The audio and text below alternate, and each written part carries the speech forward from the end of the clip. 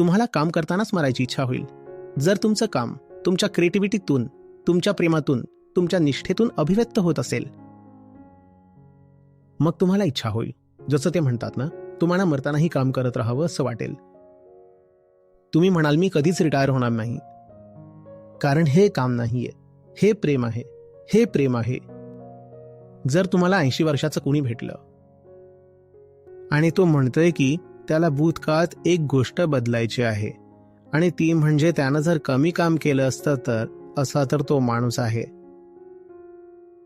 आता हा माणूस खूप दुर्दैवी आणि स्वतःशी खूप निर्दयी वागलेला आहे.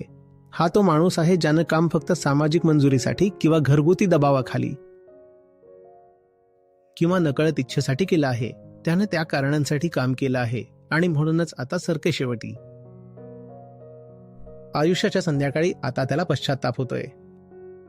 आता तो म्हणतोय की ते सगळं काम वाया गेलंय, कारण ते सगळं काम चुकीच्या केंद्रातून चुकीच्या दिशेने केलं गेलं होतं. जर तुम्ही योग्यरित्या जगत असाल तर काम ही सर्वात सुंदर गोष्ट आहे.